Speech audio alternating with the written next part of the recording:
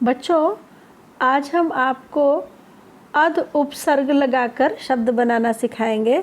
इससे पहले भी मैंने आपको उपसर्ग बताया था और आपको अ उपसर्ग लगा के शब्द बनाने सिखाए थे, ठीक है ना। तो उसी की तरह आप आज अध उपसर्ग लगा के शब्द बनाएंगे।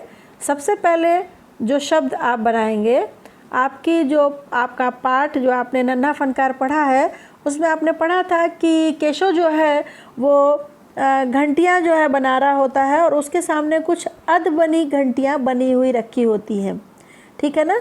तो वहाँ पर एक शब्द आया अध बनी। तो अध जो है वो उपसर्ग है, ठीक है। जब किसी शब्द के आगे कोई शब्द लगाते हैं और उसका अर्थ बदल जाता है तो वो उपसर्ग कहलाता है, ठीक है। शब्द के शुरू में लगने वाले शब्द को बोलते हैं। तो आज आप अध उपसर्ग सीख रहे हैं। तो अध उपसर्ग के आपको नए शब्द बनाने हैं। पहला शब्द आपको मैंने दिया है अध धन बनी, यानी कि क्या बना, अध बनी। उसी में आप दूसरा शब्द लिखेंगे अध धन पकी। बच्चों, कभी कभी क्या होता है कि मान लीजिए ये शब्द जो आप सुन रहे हैं अध पकी, कोई खाने की चीज़ होती है।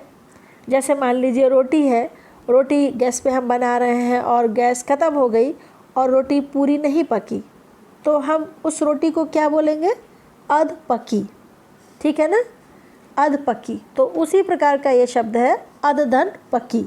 कोई चीज़ जब आधी पकी हुई होती है तो उसे अध पकी बोलते हैं। इसके बाद अगला शब्द है अध धन जली। तो शब्द क्या तैयार हुआ, अध जली, ठीक है। मान लीजिए कि कोई चीज़ आप बना रहे हैं और वो आधी जल जाती है, रोटी आधी जल जाती है, तो उसे क्या बोलेंगे, अध जली। क्या बोलेंगे, अध जली, ठीक है। ये शब्द अध धन जली तैयार शब्द हुआ अध जली। कभी कभी आप पढ़ाई कर रहे होते हैं और आपको नींद आ जाती है। आप थोड़े थोड़े जग रहे होते हैं और थोड़े थोड़े सो भी रहे होते हैं। तो ये जो आधे जगे रहते हैं हम और आधे सोए रहते हैं, इसके लिए एक शब्द इस्तेमाल होता है कि अध धन सोई, यानी कि अध सोई।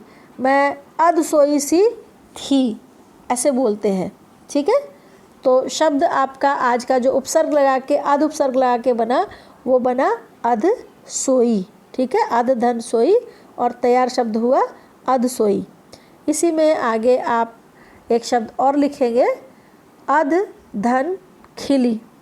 बच्चों, आपने देखा होगा बगीचे में या आपके पौधों में, पेड़ पौधों में जो फूल खिलते हैं, तो फूल में पहले सबसे पहले कली आती है और फिर कली धीरे धीरे खिलती है, एकदम से पूरा फूल नहीं खिलता। मान लीजिए गुलाब का फूल है तो पहले उसमें कली आएगी और फिर वो थोड़ा सा खिलेगी।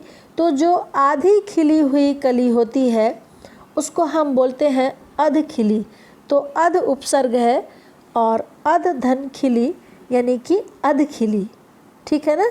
ये कली के लिए इस्तेमाल होता है, ठीक है ना। तो इस तरीके से आपने इसमें आज आप 5 उपसर्ग लिखेंगे अपनी फेयर कॉपी पे। आप हेडिंग डालेंगे उपसर्ग की और अध उपसर्ग लगा के शब्द बनाओ। ये आपका क्वेश्चन होगा। पहला अध धन बनी, अध बनी। दूसरा अध धन पकी, अध पकी। तीसरा अध धन जली, अध जली। चौथा अध धन सोई, अध सोई। और आपका एक शब्द और है अध धन खिली और शब्द आपका बना अध खिली। तो बच्चों, ये उपसर्ग आप अपनी फेयर कॉपी पे लिखेंगे और इन्हें याद भी करेंगे। मैंने आपको बताया है कि आपका इसी महीने में पीरियडिक टेस्ट 1 होगा। तो बच्चों, इन शब्दों को अच्छे से लिखिए और याद भी करिए, क्योंकि जब आपका टेस्ट होगा तो उसमें इन्हीं में से कुछ शब्द